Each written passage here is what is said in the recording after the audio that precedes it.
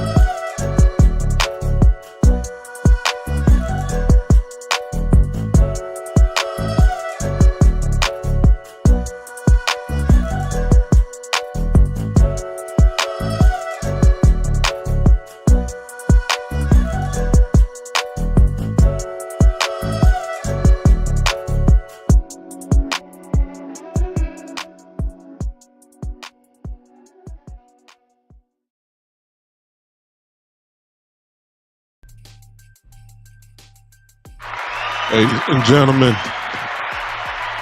what is going on tonight? Welcome right now to the one and the only. This is the big time show that is being seen and heard. And I don't know what just happened. But for some reason, as soon as I went live, my account, Facebook account at least, has went off. It went crazy. So I can't share tonight. I have no clue what just happened, but it just happened. So we are struggling on tonight with the sharing, so I really don't expect a lot of people here on tonight, but you that have joined, appreciate it. I hope that you guys will share it out.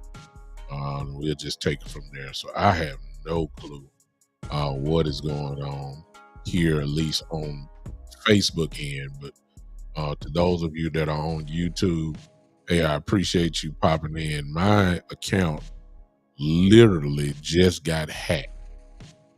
It really did. So forgive me. I almost want to cut this off and go with something else. I don't know.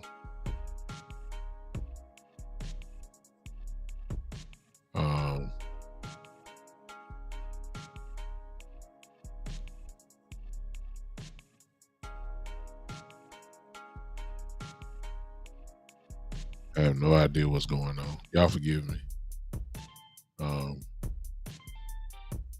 I have no idea. And I'm upset about that. I really am. But what's going on tonight, y'all? Welcome to the show. I think I just fixed it. Forgive me for this, but I'm serious. Just as soon as I hit it, my phone went completely crazy. I don't know what is going on. I'm going on. What's going on? Appreciate that. Welcome to the show. Let's go ahead and enjoy the time to share now.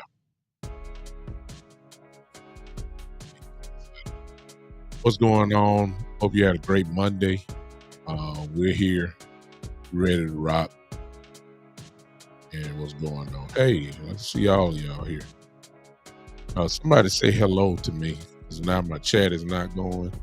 Some of you that are on, some of you are on Big Time Show on YouTube.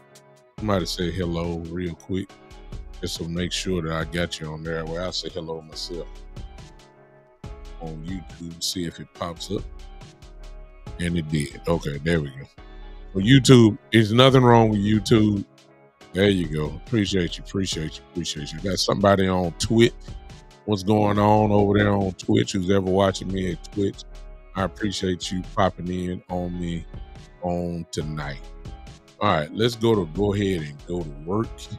The big time show is not on. Sure. So tonight we're just YouTube and Twitch family tonight. So let's try to share it as much as we can, and we'll move on. All right. What's going on, Marcus? How you doing, man? Appreciate you popping on. Appreciate you popping on tonight. Let's talk real quick. So there's a lot of things that are going on, obviously, in training camp. A lot of things going on in training camp. And there are some things that are being revealed in training camp that I got to admit I was not expecting things to go as quickly as possible. One in particular thing that I want to talk about tonight is that Trevon Diggs, I only after 8 months of surgery from his ACL surgery, it seems as if Trevon, especially after news today, what is going on? That look like Star Trek now. What's going on? Everything is really showing out right now. What is going on here, Doug? All right, there we go. Y'all forgive me. I don't know what's going on in here. Okay.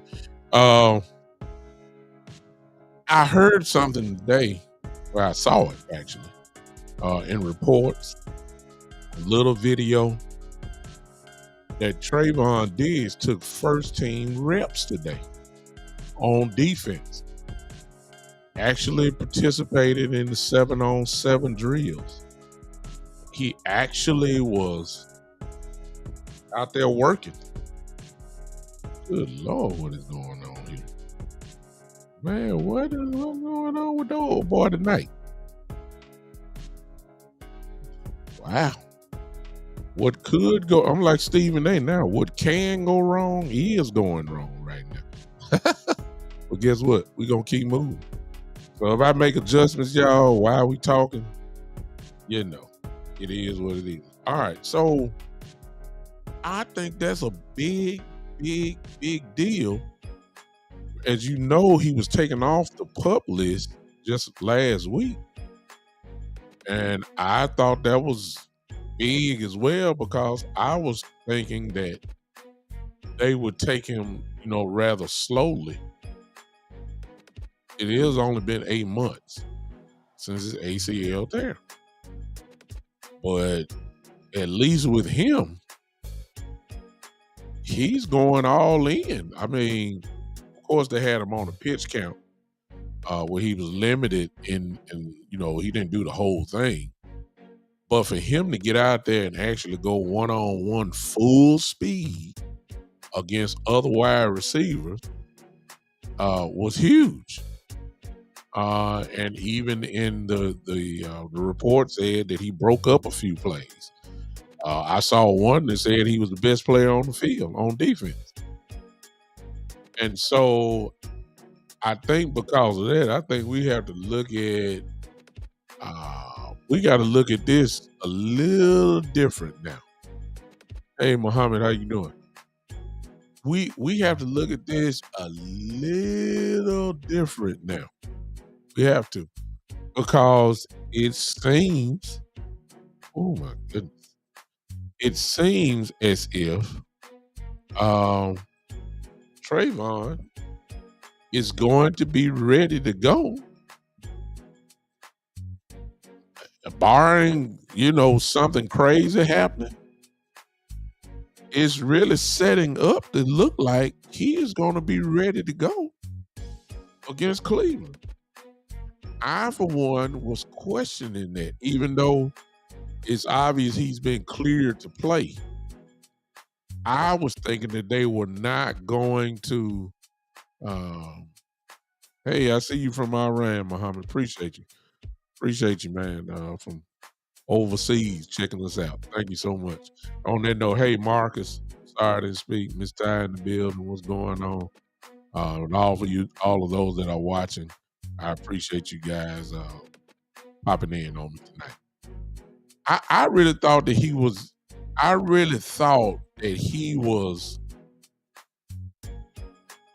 You know, the Cowboys have been traditionally known to play guys who were not all the way ready. They have. They have been traditionally known to do that. And, you know, when you start thinking about the Terrence Steele, he was not really 100%. Of course, Michael Gallup, who definitely was not right. He definitely was not ready to go. And, you know, he's retired now, so that ought to tell y'all you need to know. You know he was not right. But they played him. You know, I can remember even on a lesser degree where Ezekiel Elliott definitely was not right. You know, his knee was having problems. He jumped out there every week knowing he needed the rest, but they let him go out there. And that, I mean, don't help that he's out there. And I would hate to think that that's the case, but for him to be only 8 months out, and, you know, I know you've seen, it's one thing to see the Instagram videos of him running in the sand and him, really, look like he fast, of course. But the question was to me, what happens when you get on turf? What happens when you got a wide receiver who's shifting, cutting, and all that type of stuff? How will you respond? How will your knee respond after practice? Would there be inflammation? Would there be a lot of swelling? Would it cause you to have to sit out? You know what I'm saying? And of course, worst case scenario, is it really too soon? However, we do know that Trevon worked his butt off. We know that. To rehab, of course, which he did immediately. And it looks like that he so far is back. Now, there have been many athletes in different sports who've had ACL injuries, and the times where they come back, it varies. Some take a whole year, then there's been some that come back in about 7, 8 months. And then, you know, when you have the facilities and the access to training and all that, like these athletes do, like Trevon does, you can kind of speed up the time. And I'm quite sure there's been many a test to test out his knee, test out the strength of his knee. And obviously he's been out running. He's been out, you know, twisting and cutting, stopping on a dime, all of those things that is required in the cornerback position. It seems, as of right now, we got a little ways to go before week 1. But as of right now, it looked like he might be ready to go. Now, there's only one major thing left, if you ask me, and that is what happens when he tackles. Well, you got to plant your leg and drive on somebody and all that, and you might get mistakenly clipped up and all that type of stuff, folks falling on it and all. You know, those are the last questions, but it seems to me that he's checking the boxes.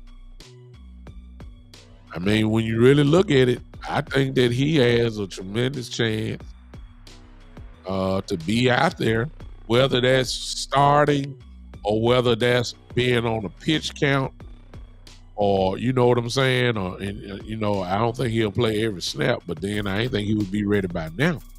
But it's amazing that this dude is where he is to me. And it looks like that he may be ready to go against Cleveland. As I said, maybe not every play, but I think it's safe to say that it is really looking like he's going to play in Cleveland. And depending on where that is or how he's really doing, I think that's a good thing. If the Cowboys knew, I ain't gonna say that because I just said they put Gallup out there too early, they put Steele out there too early, So I don't know.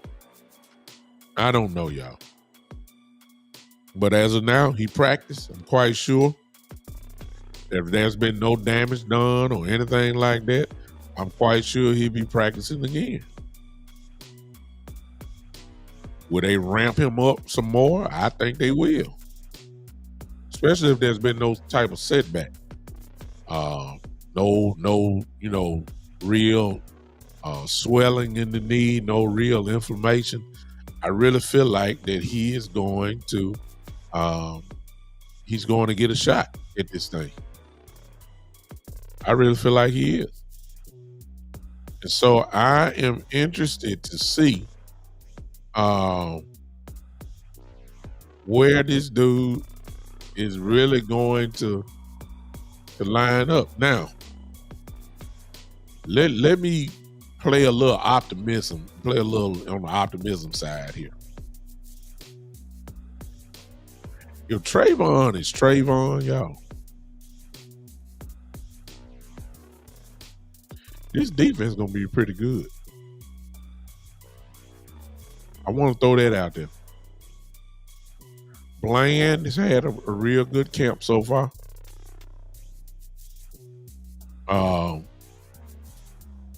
Mozzie has had a pretty good training camp so far from what everybody's saying.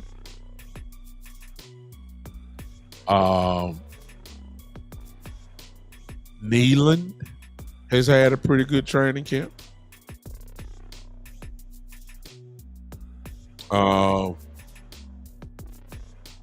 What am I thinking now? Michael Parsons is Michael Parsons, of course. There's nothing that you really can say about that. We all know how he is. He's super dangerous. DeMarcus Lawrence is DeMarcus Lawrence. We know how good he is. It makes you wonder, y'all, how can these guys, what can these guys really do? And so I don't know. I think this defense has a real good shot to be pretty good. Very good. Now the part that you guys got to get used to, see, we hadn't had linebackers in so long that we actually done forgot what it's like to have real linebackers all the way through. So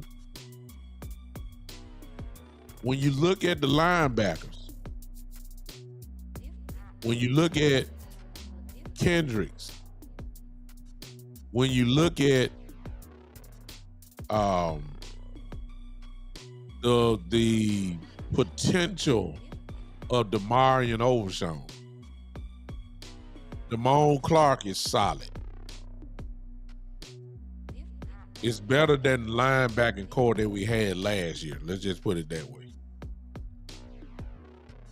I mean, in this secondary, which I feel, from cornerback and safety combination, you're gonna have to show me a team that's better than the Cowboys. If Trevon is there. Trevon and Bland, and then you have Hooker as safety. You have Donovan Wilson as safety. And then you add in Thomas. I forgot the other third cornerback, Jordan Lewis, a playmaker. I mean, that it ain't, from top to bottom in the secondary. You got to show me a team that's loaded like that. I know said there's some more cornerbacks. I understand that. When you go around the league, I get that. But you got to show me, even though they got disrespected, but you got to show me a real tandem that's better than Diggs and Bland. You really going to have to show me that. You got to show me. I don't know if that's really. I mean, who safeties and cornerbacks combined? What teams really are better than the Dallas Cowboys? I don't know. I don't know. And so we when you really sit down and think about this defense and what they can possibly do, you know what is the real standard? If they can stay in the top, to me, if they can stop, of course it's gonna boil down as like it always does with us. Can we stop the run? But if it boils down, I mean, if we are top 12 defense and our offense does what I think they're gonna do, like they always do, of course, and if CD is there, which I fully expect him to be, and this offense is still a top 5 offense, you're gonna do some damage this year.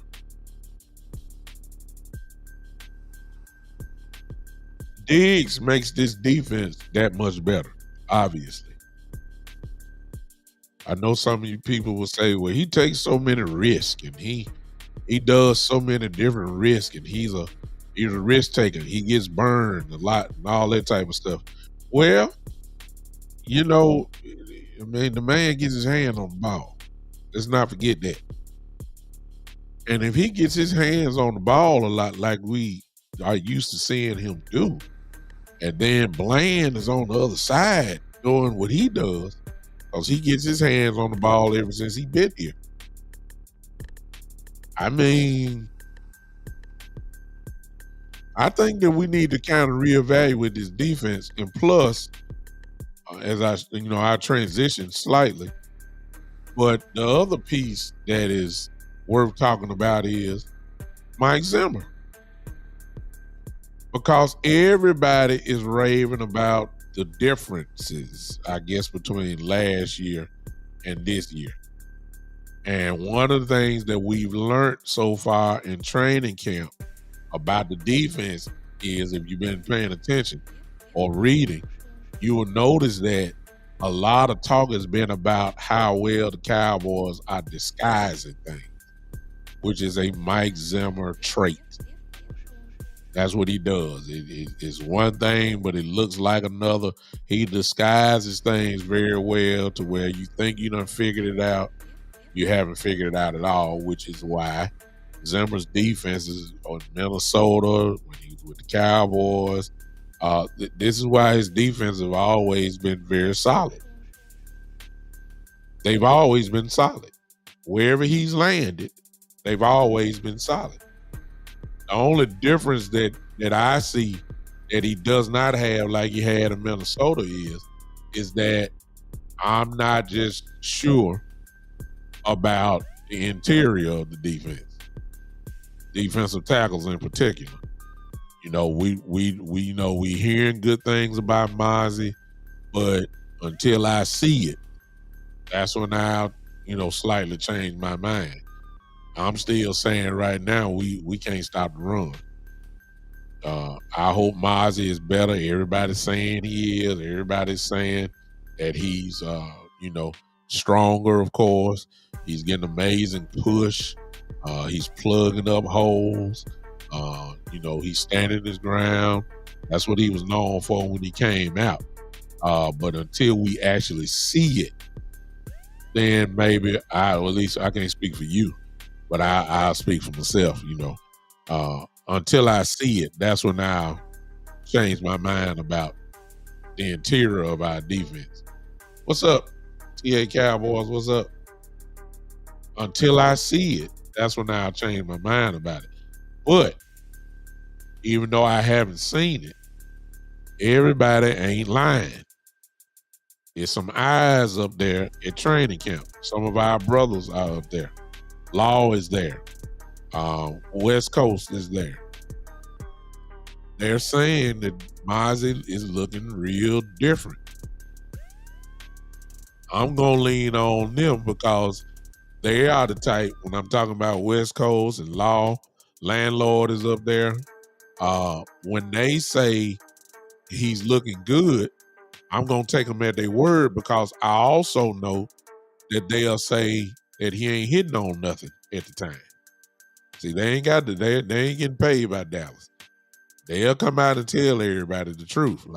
That's like you saw everybody talking about Trey Lance. You heard some of our brothers say he looks like a third string quarterback. He's in the right place.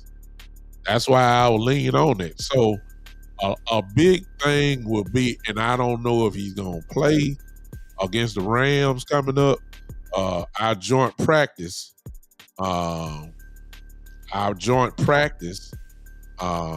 will be with the Rams Thursday. It's Thursday, I believe I'm right. This Thursday. Joint practice with the Rams. Then we'll play them on the 11th. So that's coming up. I think that's this Saturday, I think, if I'm right. Our first preseason game. So I'm really starting to start leaning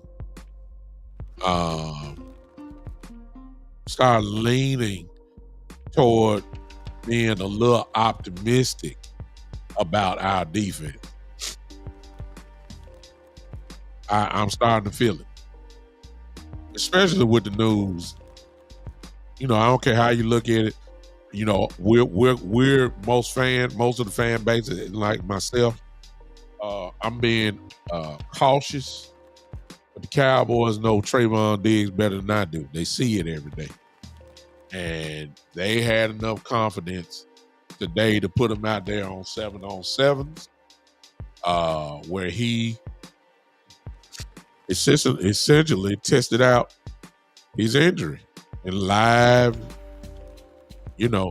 see in training camp, going one-on-ones or whether you playing zone in practice, that part ain't really being lit up. You got a wide receiver that run 4-3, 4-4, 4-5, running at you, trying to run past. You got to run with him.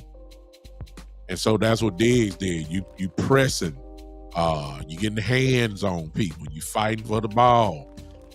You're stopping on a dime like Diggs did today and busted up a few plays, driving on the ball. So his knee is getting tested out.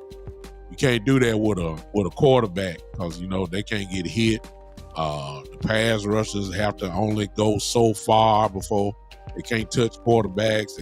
All that type of stuff. But in a battle in the training camp with a wide receiver and a cornerback, that's real. You already getting ready for real. And so I was shocked. I'm not even gonna lie. I was shocked to hear this. And most importantly, I was more pleased to hear that there was no issue with Trevon. There was no setback. They had him on a pitch count anyway. So it was not like he had to leave practice for it or anything. Had him on a pitch count, as they should. Give him some reps, see how his knee responds after practice. Quite sure they got ice on him and all that type of stuff. But most importantly, how are you going to feel? Because everything get ramped up, the intensity goes up. You know what I'm saying? The extra energy goes in. And to hear that he's out there, it kind of leads me to believe, as I just said earlier, that I believe that what I didn't think they were going to do, it's starting to look like that's exactly what's going to happen. That is week 1 against Cleveland on the road. I don't know if he's going to start. I'm not saying he's going to play every play, but it looked like he's going to get on the field, at least, against Cleveland. That is not a liability to the Cowboys if he's on the field. That is a strength. If he's on the field, that is a strength. Because at least if he's over there, offensive coordinators have to respect him.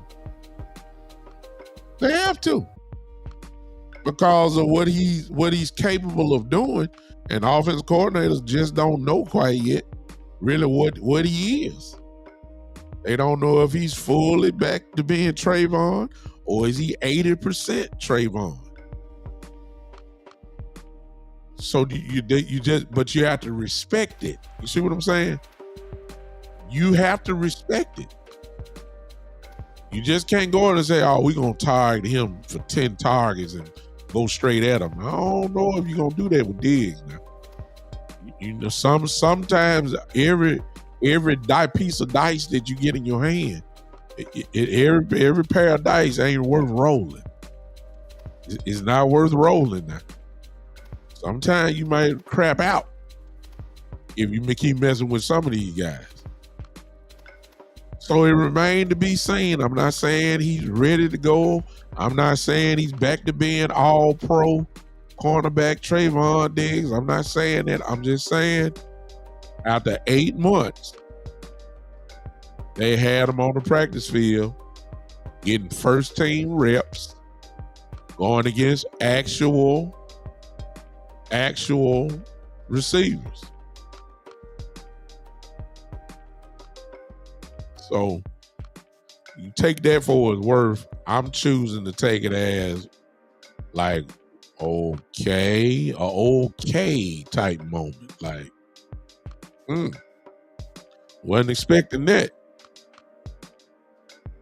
I thought it was way too early. But I knew he was gonna get some type of work in training camp. I just didn't think it would be like right now. But they got to find out. So the question is, I don't think it's a question. I think they're getting him ready, to be honest with you, to see what he's going to do in the scrimmage against the Rams. And now that I just said that, I think that's an excellent test. Because look who he's going to be going against. You want to find out where you really are? You're going against Cooper Kupp. You're going against Puka. Forgive me for not, I'm not even going to attempt to pronounce the last name. Kawa, I believe they say, but if I mispronounced it, y'all know what I'm talking about. That's how you find out. Are you really ready? So I believe they're gearing them up for the Rams. It won't be in the preseason game against the Rams. But I really believe that we're going to see Trevon getting ready for the Rams in the practice session coming up. I don't think we'll see him in the actual preseason game. But I believe he's going to get some work. And that, depending on what's going on, I'm not trying to compare Jalen Tolbert and Jalen Brooks and Bucket Johnson, trying to compare them to Cooper Kupp and Puka by no means. I mean, I know they're better than our receivers. And I believe that they're going to test him out for that. And that can't do nothing but do one thing for Trevon, and that is give him confidence. Because Cooper Kupp going to be going full speed. Puka is going to be going full speed. And they're going to try to show up Bland and Trevon if he's out there. Matter of fact, it don't make no difference. They're going to try to show them up. That's why it's going to be, like that. And like I said, they're gearing it up for practice. Nobody is going to play in the preseason game. That'll be both teams' first preseason games. I doubt very seriously that any starters, I doubt Stafford plays. If he does, it'll be for a series. The running back they got, the one that made the Pro Bowl last year, Williams, I doubt very seriously plays. I doubt Cooper Kupp plays in the preseason game. Puka in the preseason game, but I believe they're going to be going all out in practice. That's the only way you're going to find out, because Cowboys ain't going to play nobody. So I believe it's gonna happen on Thursday. I believe it's gonna happen on Thursday, y'all. And I got a feeling Trayvon is gonna get out there and go at it. And it will give him confidence. See, when you have ACL surgery, I can speak from experience because I've had it. Took me 9 months to come back, but I had mine back in 1991. Excuse me, 1990, and I had mine. Technology has changed so much since 1990. The ACL surgeries are completely different now than when it was when I had it. It's completely different. And guys are able to, usually when you have an ACL back then, most of the time it would take you a whole year before you really even come back. And then you had a whole year to get yourself back to where you need to be. You still can play on it. The knee is stable. Everything is fine. But you got to get over that mental edge. You got to get over that soreness and all that. And it's different now. Guys are coming back off ACLs. I remember Adrian Peterson, man, coming back from an ACL injury, I believe in about 9 months, and ran for 2,000 yards the very next season for the MVP of the league. I remember that. But then I also remember a guy like Michael Gallup who came back early and more time than Adrian Peterson, and now he's retired. The knee is not what it was, at least in the case of Michael Gallup. I remember Terrence Steele coming back to play. Everybody knows Terrence Steele wasn't his regular self. He was just out there struggling, trying to get things right. But there have been some cases of guys who come back and they're better than they ever was. We've seen it. I'm not saying that's Trayvon, but I guess at the same time, I'm saying it may not be Trayvon. It very well could be Trayvon. He could come back and be better than ever. Who knows? Who knows? So again, I thought that was kind of like a little like, wow. I didn't expect him to be ready to go this early. But it seems that at least he's ready. Let's just call it like it is. Let's just call it for what they did. He's ready for a pitch count. That's what it was today. He's ready for a pitch count. And so you got to say that's not a negative. That has to be a positive. That has to be a positive.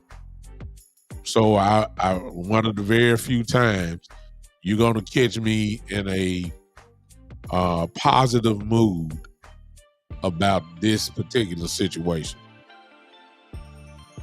I'm in a positive mood about hearing that the possibility of having Bland and Diggs out there at the same time, that's not a negative. That is a definite positive on this team. That's a very serious tandem if they make it out there together. That is a very dangerous tandem from the cornerback position. You're not going to find too many teams that can boast that they have that type of talent from the cornerback position. It's not too many.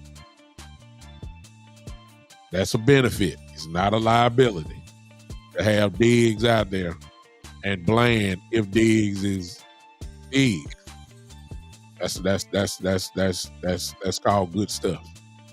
And I will take it because that only makes your defense better. If you got one shutdown type cornerback, that really, that's great.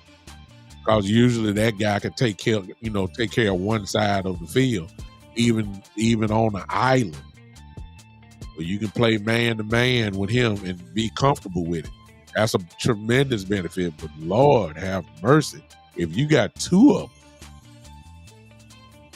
them, you can do some very interesting things on defense when you have something like that. So if we were looking for a bullseye, Thursday now becomes, to me, a very big day from what I'm talking about. I'm really looking forward to seeing Trevon on the field lining up against either one of them, Cooper Kupp or Puka. And if they tear them up, so be it. At least you know where you are. And you're going to be going against one of the better quarterbacks in the league in Matthew Stafford. Somebody that knows where to put the ball, how to put it where it needs to be. You know, a guy that can out throw, his throw, he got a rocket arm still, can throw over your head, make you have to go get it. So we gonna see something. Cooper Kupp is a possession type receiver who has some speed, an incredible route runner. It ain't maybe other than, it ain't too many that can say they are a better route runner than Cooper Kupp. I mean, you really got to, who we seeing in Cleveland, Cooper, Amari Cooper is known as a route technician, one of the top 3, actually. So that's what you really want Diggs to see, because he's such a precise, shifty, stop on a dime, never running in a straight line type of wide receiver. That's how you test out Diggs and see where he really is. I'm looking forward to it. I'm really looking forward to it. Now that I heard what I heard today, I want to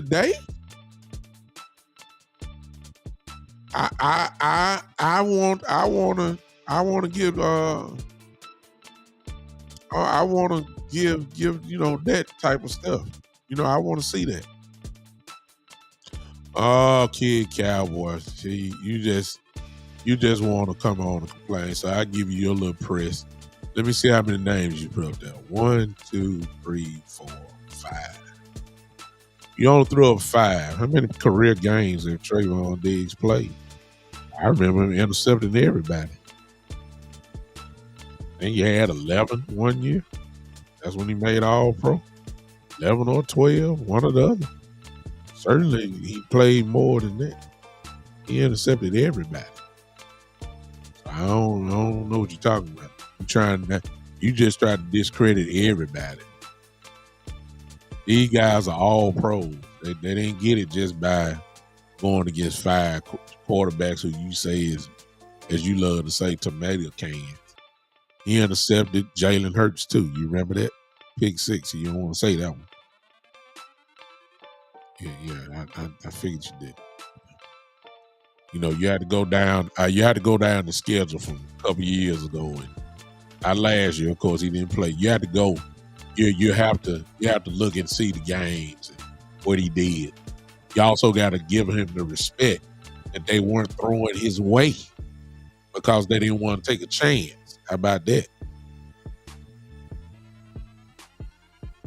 JB, he's a route technician because he lines up everywhere. He's almost unstoppable in the slot. I mean, Cooper Kupp can't be stopped outside, inside. It makes no difference. I mean, we done seen that for years. He demands a double team. You still can't stop him. I mean, if you've been watching football for the last 3 to 4 years, Cooper Kupp has gotten all the coverage shifted his way. He still gets all his numbers.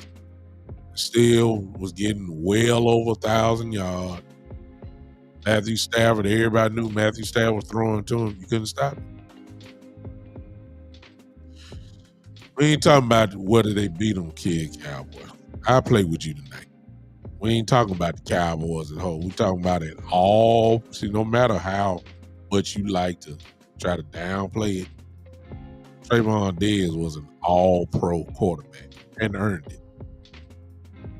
talking about we ain't talking about the team. We talking about his individual play. His individual play says he was one of the best cornerbacks in the league. Now, if you really want to do your research before you throw out 5 quarterback names, you probably need to go back and look at all, his career and see what it is. So you can't play Patrick Mahomes every week, Just saying. You said Jalen Hurts is better than Dak, so what'd you say about the pick 6? I was there in Dallas that night. Just ate him alive. Just baited him. So you can't be all pro and second team all pro and still keep holding on to that narrative that he played Danny DeVito and he played who else you say? Who else you say, Kid Cowboy? What you say? Because you don't want to get no credit, no Cowboy at all. Sam Howell and Bryce. He didn't play Bryce last year because he wasn't on the field. He was hurt. Whoever Ritter is, from Atlanta, he ain't pick off Ritter, I don't think. I remember Matt Jones. I remember he got him on the pick 6. I mean, you only name 6 quarterbacks. How many career games has he played? Huh? How many did he intercept? Didn't he pick off Tom Brady in the playoff game? You remember that? No, excuse me. He picked off Brady and he picked off Brady too. Brady a tomato can. I mean, Diggs don't discriminate, Kid Guy. Boy, he got everybody. All you gotta do is go look at it.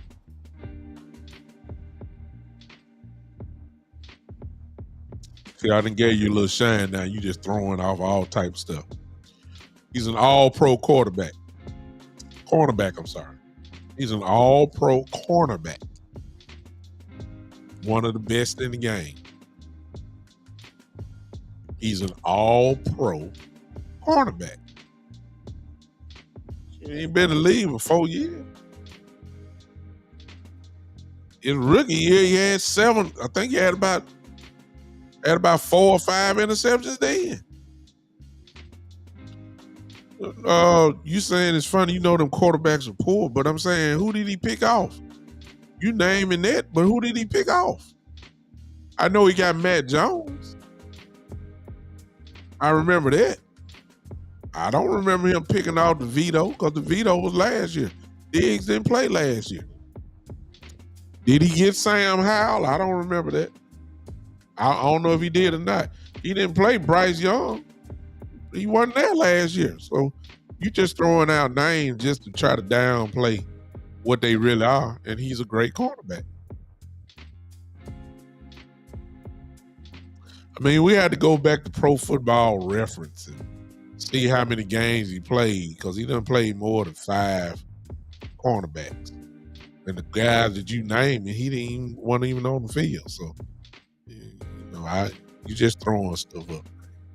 You just a Cowboy hater. And it's okay. It's okay.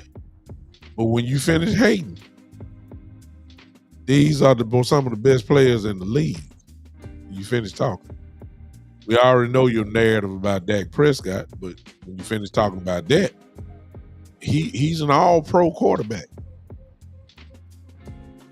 He is. When you start talking about Diggs, all-pro cornerback. When you talk about Bland, all-pro quarterback. So I don't know what else they got to do as far as doing that. So you can't say he didn't do his job well. If he did do that to lesser quarterbacks, then he did what he was supposed to do, right? Right? If he's a weak quarterback and you going against a very strong cornerback, guess who's supposed to win? So you can't blame him.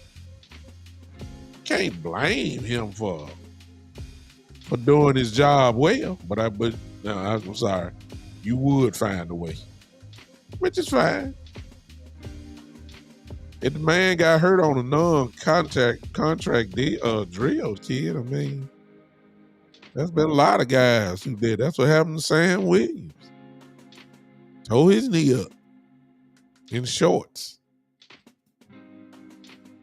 Matter of fact, he saw the play. I mean, there wasn't no contact. It happens. It happens. Hamstrings, knees, it happens. You can't blame that man for that. It ain't like he did it on purpose. It was legitimate. He did tear his ACL. He did have surgery. He did get cut on. It happens.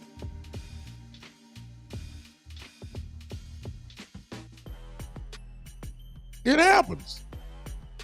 He ain't the first and won't be the last.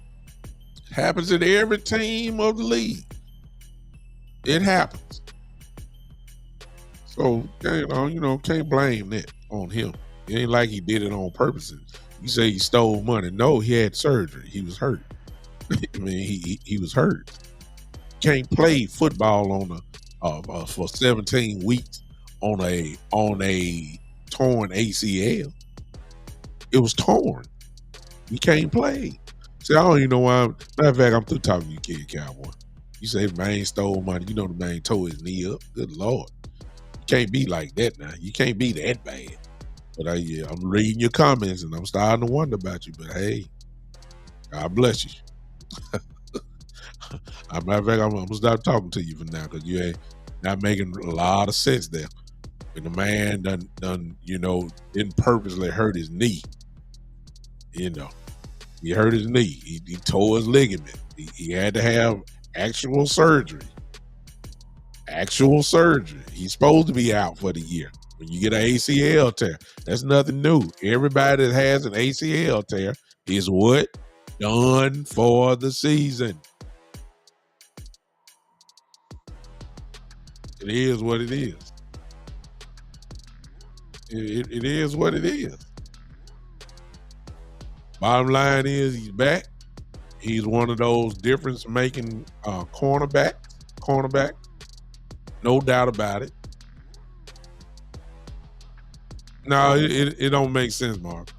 He almost talking like the man tore his knee up on purpose.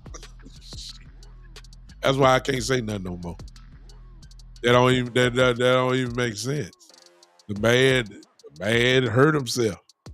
Non-contact or contact. The bottom line is the contact that he had with his knee hitting the ground or whatever. The bottom line is he tore his knee completely up. He had to have surgery. The surgery required that he be out for the whole entire season. I just don't get the logic that he's saying.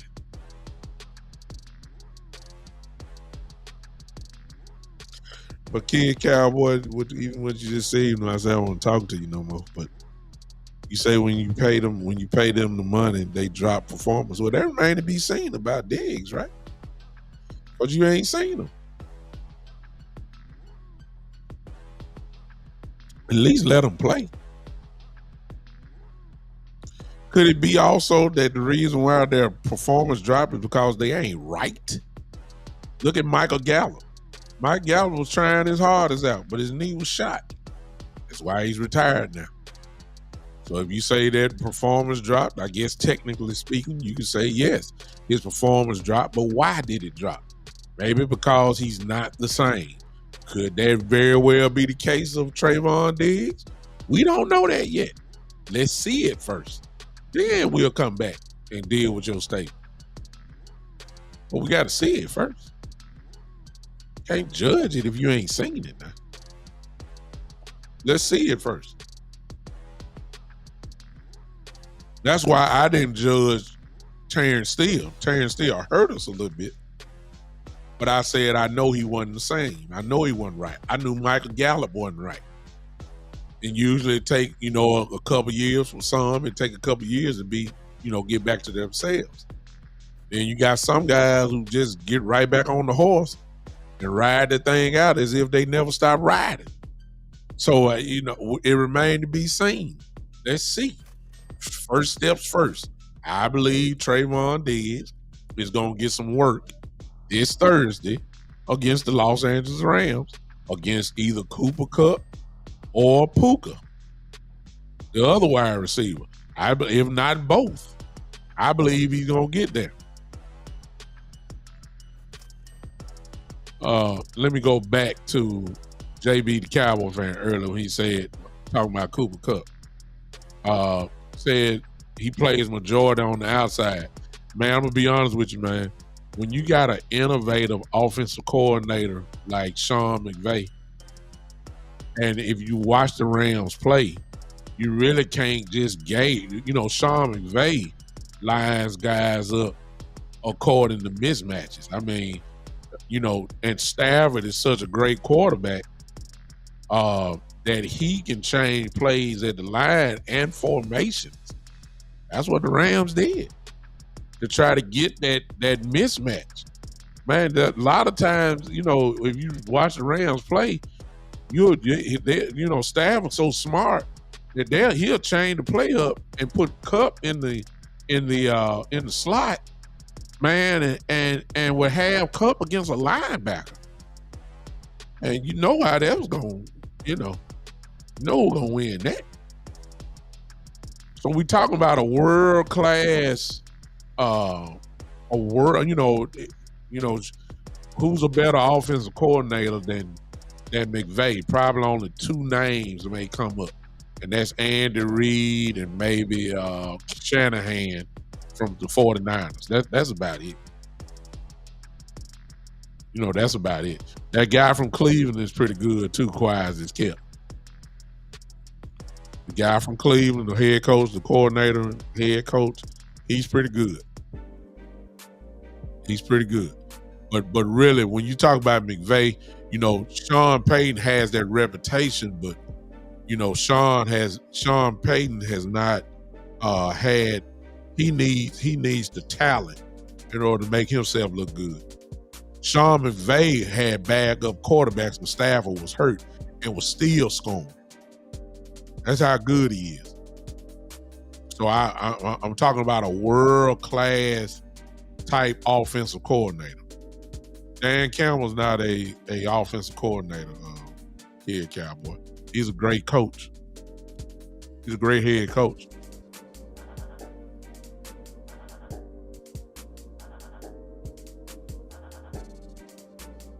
And McVay knows what he's doing, man. I'm talking about knows how to manipulate, knows how to do it.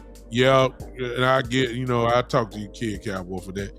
The kid from Green Bay, the coach from Green Bay, he is a great offensive coordinator, but I don't think he's on that level. And I ain't saying it's like a gigantic gap, but he's not on that level with Andy Reid. He's not on that level with Sean McVay. He's not. They're not on that level. Not like that. Oh, these are some and Shanahan. They're not on that level. Not to me. Green Bay guy is real good. Head coach / offense coordinator, he is real good. He's very good, actually. Very, very good. But I still don't think he's on the level with Andy Reid and McVay and Shanahan.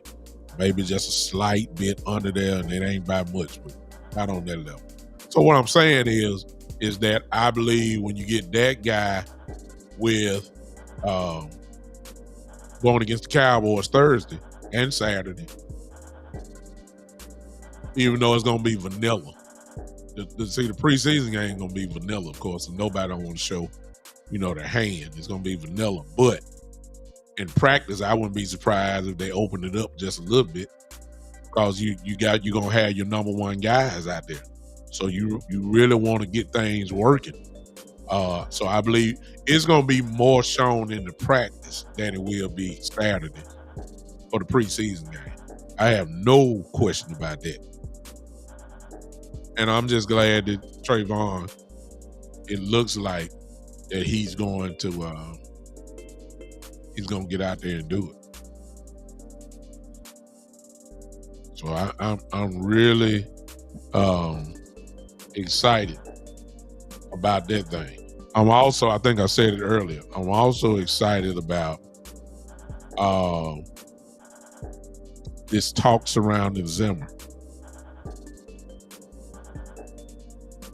Kid Cowboy, you missing the whole point. I don't know why I'm even talking to you.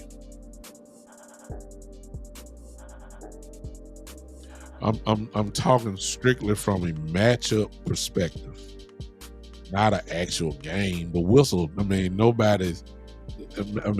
you're gonna get full speed. The only thing is the quarterbacks would not be touched. Everybody else hitting each other. Offensive line is going, defensive line gonna be hitting the hell out of each other. It's gonna happen. Cornerbacks gonna be going against wide receivers. Running backs may get hit, but they're not gonna get driven to the ground. So I don't think that's gonna happen. Now in goal line, now we're talking man on man football. It's gonna happen. And somebody is gonna go to the ground. I don't know, running backs are gonna get hit. They're gonna get taken to the ground. So I'm praying nobody gets hurt. I'm praying nobody gets hurt. That's what I'm trying to hold on to, because depending on if somebody gets hurt, it better not be in some of these positions that's very as far as depth goes, is very shallow. It's not a lot of help there. So I that's what I'm talking about. I'm not talking about score. I'm not talking about schemes and all that. Well, I guess I am talking about schemes a little bit. I want to see the matchups. I'm strictly coming from, at least on this show, I'm strictly coming from, I got a cornerback who's looking like they're trying to push him, or he's trying to push himself to be out there against Cleveland. And I'm talking about Trevon Diggs now. And this is one of the steps that he needs, at least as far as confidence goes, that he needs to have heading into Cleveland. I want him, if he's gonna play in Cleveland, I don't want him to play at Cleveland to get more confidence. I want him to already be confident when they walk into the stadium, because he's already done the work. He's got more confidence in his knee. Some of them mental things that he got to get over would have already been done. Not maybe all of it, but some of it will be done. I don't need him to be trying to figure it out at week 1, and when that's his first, real start testing. No, I want him to get some work against Cleveland. Against the Rams Thursday. That's the perspective I'm coming from. We don't know that kid Cowboy. He got to tackle the cornerback if he catches the ball. You don't want to get scored on. They ain't gonna blow the whistle if he catch him. No, you got to tackle him. Running back coming at you. We don't know. Usually in the practice games, they going in it. They do. No team don't want their team first real tackling and real hitting, in week 1. At some point, somebody got to lay some wood. I ain't talking about knocking them out and all that. I'm just saying you got to loosen up these shoulder pads. Your helmet need to be a little scarred up top. You don't want your first initial full speed blasting folks is against Cleveland. Everybody's doing joint practices right now. Did y'all see the highlights of Detroit and I forgot who that was. Detroit and somebody. They were fighting all over the place, about 5-6 fights. Oh, Detroit and the Giants. If you saw NFL Live, this is what it's all about. Linemen fighting, or the defensive linemen receivers pushing it, shoving each other, fighting and all that. It was 4 fights yesterday. 4 or 5 fights with Detroit and the Giants. That's because they were going a little faster than just, half speed. They really hitting each other. Full pads, hitting each other. Same thing gonna happen Thursday. I ain't saying about the fights, but it's crazy to think that it's crazy to believe that there won't be some type of intensity going on that Thursday. The boys been hitting each other. The Rams have just been hitting each other all this time so far. When they see some new guys come in, new fresh meat per se, oh yeah. You're gonna see it. It's gonna happen. It is. It's gonna happen. So I think we need to get ready for that. Everybody hit that like button for me. We short tonight. I have nobody on Facebook at all, I don't think.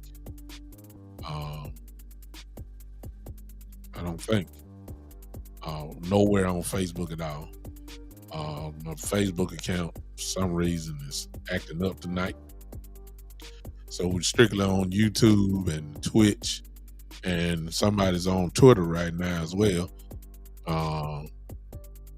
If you're on Twitter, whoever you are, write something in there so I know who you are. I like to recognize you if you're on Twitter right now.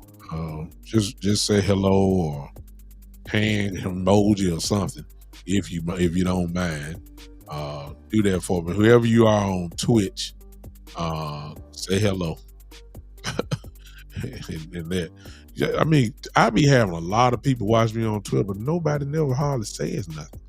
I remember a show I did, I had 35 people on Twitter watching, and nobody said nothing. And I'm like, who are y'all? Oh, but let me say this, and this is totally off topic. I was shocked the other morning. If you follow my page, Facebook page, you'll notice a post that I did. Now, and I verified it, and it was true. The one and only John Cena, everybody know who Cena is, followed me. And it was his account, 14.3 million people. He only follows 840,000 of those 14.3. He followed me. So you never know who's watching. You never know who's gonna give you some type of, recognition like that, or if any. It's just that John Cena follows me, the Big Time Show. So I don't know who's watching on Twitter. I just wish you would say something. Maybe you just never know. Maybe that's the reason why they can't say nothing, because you don't want nobody knowing who you are. That's cool. That's fine. I ain't got no problem with it. I understand. I just thought that was pretty neat that happened. All right. I'm done talking tonight. I appreciate you guys hanging with me. I'll be with you guys. My next scheduled time will be on Saturday. However, I believe Jay Bird. Okay, I like your comment. I'll talk to you about that. My next usual scheduled time is Saturday at 3:00. However, I've already made up my mind that I'm going to, after this scrimmage, I'm quite sure there'll be a lot of comments about the scrimmage this Thursday as we go against the Rams. So I'll be with you guys this Thursday or maybe Friday, and we'll talk about what we heard about the scrimmage. So stay tuned for that. So I'll make that commitment. I'll be with you guys at some point Friday night.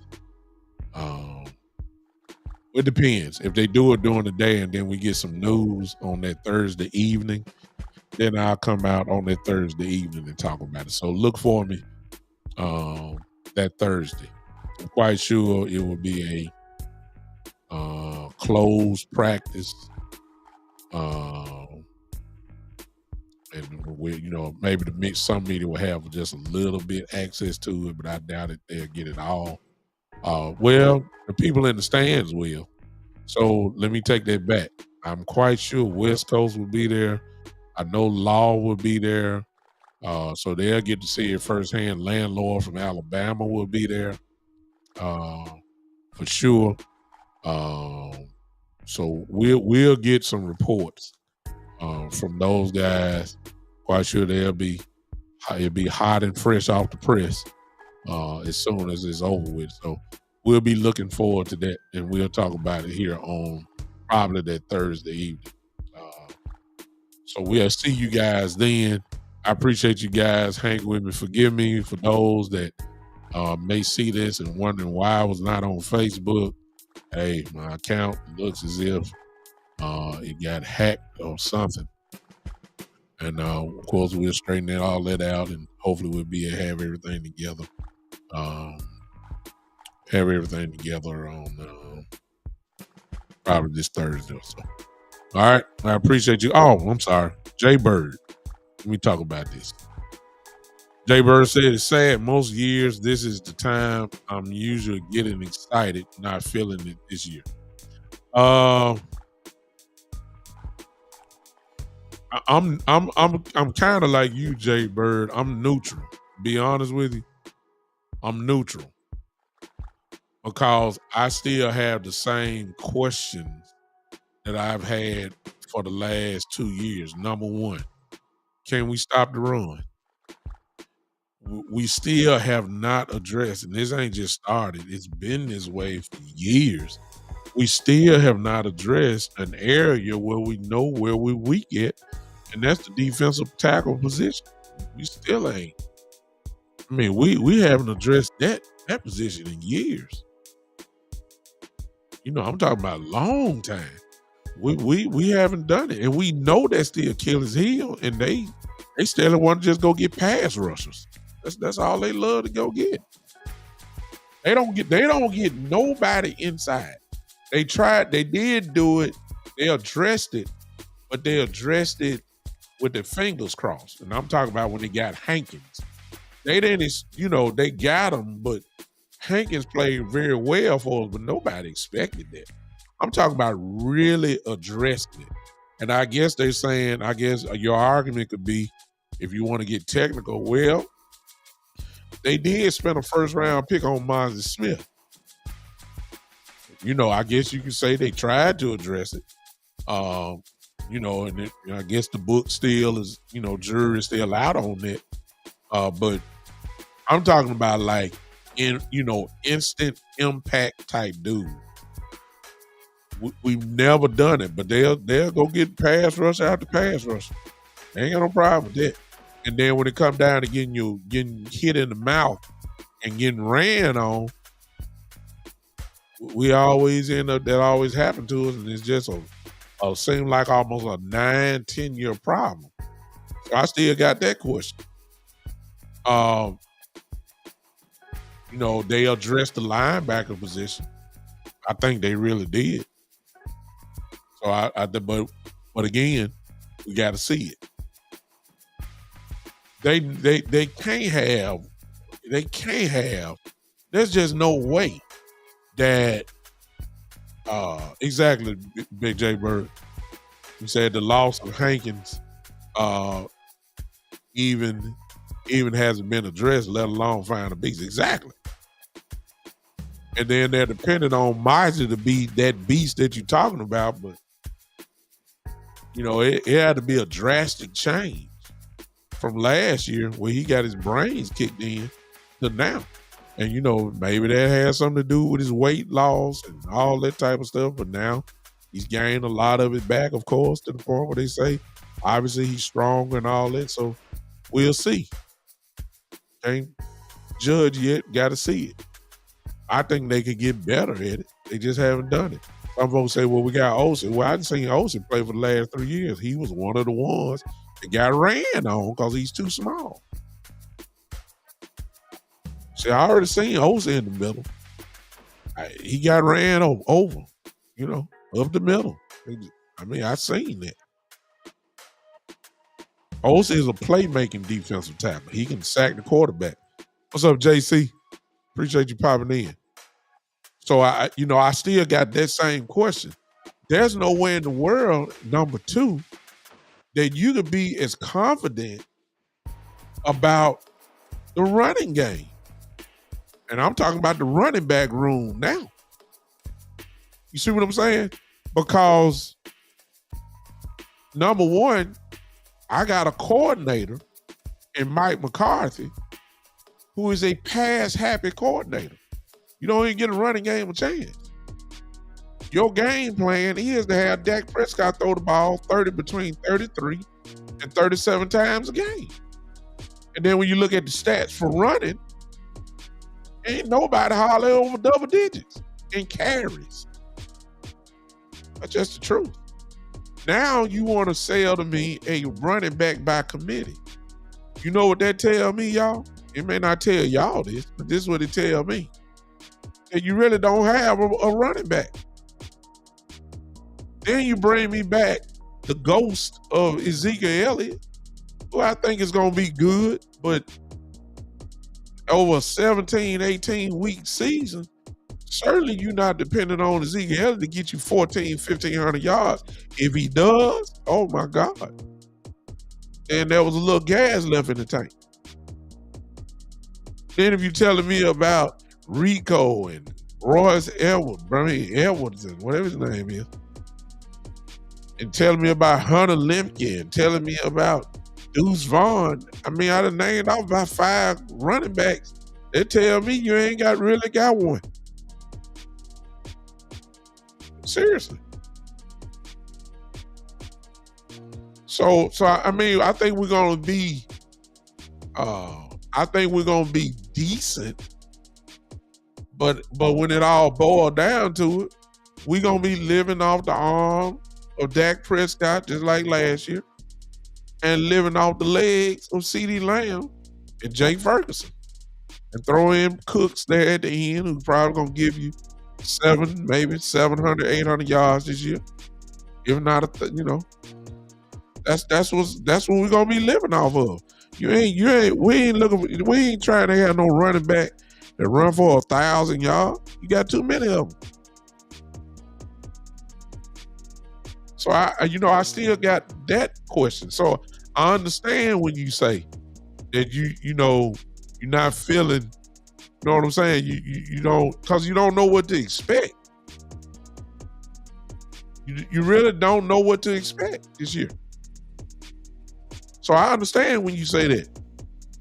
You're not feeling this year because it's almost like you know coming in that we're not a better football team than we were at the end of the year. I know we got crushed by Green Bay, but that team's roster was definitely better than what we got right now. I think that's easy to say. So I that's why I say I'm kind of neutral. I ain't gonna say I'm not excited because I'm a Cowboy fan, and I'm gonna be watching the games, win, lose, or draw, all that type of stuff. I'm just glad football is back, but it makes you wonder. Like, I think B-Bird said something. Excuse me, Kid Cowboy said something earlier in the chat. Of course, he was talking about coaches, but I almost want to categorize it, for the whole team, and that is it a lame duck year? Because there's nowhere in the world you can tell me that this roster so far is constructed is better than last year's roster, even though we got killed by Green Bay. But the roster last year is way better, even just from obvious points. You got at least one rookie lineman that looks like he's about to start. That's Tyler Guy. But he's not better than Tyron Smith. We're talking like night and day. I know Tyron was old, but even the older Tyron Smith is better than a rookie. And Tyron Smith is nowhere near what he once was, but still, at his 85, 90%, he still was an all-pro last year. So, I mean, that's just common sense. There's no disrespect to Tyler Guyton. It's just calling it like it is. Tyron Smith is better than Tyler Guyton. Just true. I don't care what Guyton do this year. He ain't better than Tyron Smith. He's not. If you go with Brock Hoffman at center, I know a lot of y'all want BB to start and all that. But even if it was BB, that means I would have 2 rookies on the offensive line. There's no way in the world you can tell me that the offensive line, even with Biotish there and Tyron Smith there, they will be better than BB and Tyler Guyton. I mean, it's rookies against Pro Bowl guys. I mean, come on now. I ain't no fool now. I ain't so much of a Cowboy homer that I won't call it like it is. So, I mean, I'm excited that, for the potential of the young guys. But I'm not such a homer that I don't say, hey, we got the best offensive line in the game. That has to be proven. And then you got to give them growing pains. See, Cowboy fans want the best at all the time. You got to let these rookies, you're going to have to let Tyler Guyton grow. He's a rookie. Probably going to be a starting left tackle rookie who's going to get ate up sometime by some of these guys that he got to see. I already went over the schedule. Y'all know who we playing. Y'all know good and well all these great pass rushers that these teams have is going to line up and go right at Tyler Guyton. And you're going to have to you're going to have to let him grow. Everybody ain't going to be Tyler Smith, right off the bat. All pro in his rookie year, first team. That ain't going to happen. It's not going to happen. You got to let the kid grow. But you know how Cowboy fans are. They expect all pro level like Zach Martin was in his first year. It just don't happen like that. You got to give the kid room to grow. So I understand what you're saying. That's number 2, the running game. Number 3, from a mental standpoint. Well, it's mental. I'll side with Kid Cowboy a little bit here on this one. The thing that has been consistent, and this is where a lot of you Cowboy fans, even though I'm one, got to just tell the truth. And we're going to find out very early, like in week 1. These last few years have proven this one thing. I guess this is where y'all ain't going to admit it. When we go up against very physical football teams, we lose. It's almost like we get bullied. I don't have to remind you about the 49er game last year. Flat out bullied. A couple years ago, the Arizona Cardinals, who didn't win nothing, played their Super Bowl against us and just beat our brains out. Y'all remember that? Whenever we see Green Bay last year, physical, just beat our brains out. It wasn't even close. Whenever we see a very physical football team, a bully-like football team, we don't do well. So when I look at the schedule, just the first few weeks, at Cleveland, week 1, Cleveland, physical football team. Saints, they play tough, but they're not, you categorize them as physical. Week 3, Baltimore, physical football team. Then you add a Derrick Henry to that. They're even double physical now. Quiet as kept, the New York Giants, at least from a defensive perspective, physical. Offense, Daniel Jones is there. We don't even know who their running back is. I forgot who he is. The got a good rookie wide receiver, Neighbors. You know, I don't consider that, physical, but defensively, the Giants are potentially a bully type team. Defensively, Pittsburgh always physical, always. The coach demands it. Week 6, after that, the Detroit Lions come to Dallas. Physical football team. You see what I'm saying? Then we got the bye week, and then we got to go to San Francisco. We already know San Francisco. Physical football team. So the knock against the Cowboys, to me, one of them is what happens when they go see a real bully-like team. You got to stand up and hit the bully in the mouth, or you're going to get your brains beat out. That's what's happened to us the last few years. When we see the Cowboys going against a real bully-like team, we get bullied. Just saying. So that's Jay Bird, that's my last thing. Can your mentality match the moment or the intensity of a team that's going to try to hit you dead in your mouth, tell you where they're going to hit you at, and also look at you in your face and say, ain't nothing you can do about it. They'll tell you that, and then you got to show them that you got me messed up. I just gave you the first 8 weeks, and you got other teams after that match that, that bully type mode. And I will agree with very, very rare, but I would agree with each side. The Texans, when you add a Diggs on the outside wide receiver, and when you add a Joe Mixon as your running back,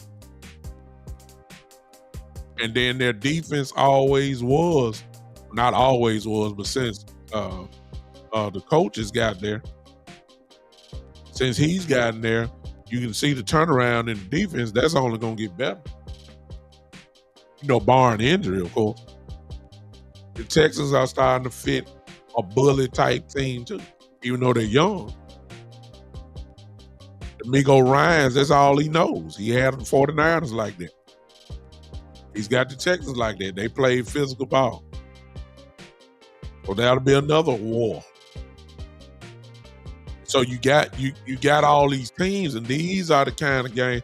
I ain't got to the division games. Philadelphia is going to be a physical game. You see what I'm saying? Washington this year is going to surprise a lot of folks. Y'all heard it here first. Washington is going to surprise a lot of folks this year. Because Quinn is going to have them physical. You know that. He had our defense playing physical. You're going to have Washington's defense playing like that. So you already know what time it is. I mean, the Cowboys going to have to step up from a mental place that I've said about the Cowboys offensively, that they're too finesse. And you're finesse going against a powerful bully type defense. The finesse team don't win too many times. I'm just telling you. See, we tried to finesse the 49ers. You see what I'm saying? And you end up getting almost 50 points put on you. Just get embarrassed on national TV because that's the wrong approach. You got to hit a bully in the mouth. That ain't what we known for. We known for lining up in the shotgun, pretty routes, and it's effective because, you can't argue with it. The Cowboys were the number one scoring offense in the league last year. You can't knock it, but it's just a way that we play. You don't consider Tony Pollard a physical running back. You consider him more finesse. Now you done changed it up. Now you done brought Zeke back. Rico can go both ways, physical or finesse. Lemke is a physical running back. Royce Freeman is a physical running back. Deuce is finesse. You see what I'm saying? So you got more physical guys than you do finesse guys. Maybe that's what and I'm saying you're going to need that. I'm saying you're going to need that. I don't know if that remains to be seen. But I tell you what, we don't have a lot of time because if we go up there playing finesse ball against Cleveland in Cleveland, week 1, it may not be pretty. I'm just telling it like it is now. Chubb is back. I mean, that's a running game right there. Even their backup guy was good. I mean, they're a physical team. Now, I ain't got to say nothing about their defense. Their defense was number 1 in the league for a whole bunch of weeks until the end of the year. So we're going to find out very quickly how physical we are. It'll start in week 1. All right. I understand, Jay Bird. I'm with you. I just, until I see it or I see the same thing with the finesse ways that we do things, then I'll be saying the same things I said last year and the year before that. I'll be saying we too finesse. So I'll be saying the same thing. I'll be saying the same thing until I see something different. Hopefully, by the time we get to Cleveland, hopefully we'll have at least a mixture. I don't think we'll just turn it to this physical, football. We too finesse forward. So I just hope that we can switch it up when the time is needed. Let me just say it like that. We do what we want to do when we do it. That's what I'm hoping for. We'll see. All right. Appreciate all you guys. I'm going to get off here again. For those that are used to seeing me on Facebook, I don't know what happened, but I appreciate you guys for hanging with me tonight. I'm out of here. Thank you for comments. Thank you for your likes. I'll see you guys after the scrimmage with the Rams on Thursday, whether that's that evening or I'll talk about it Friday, and then I'll still come back on this Saturday at my regular time at 3 o'clock. Appreciate all you guys. We're getting out of here. Thank you for everything. I'll see you guys later this week. This has been the one and the only, the Big Time Show.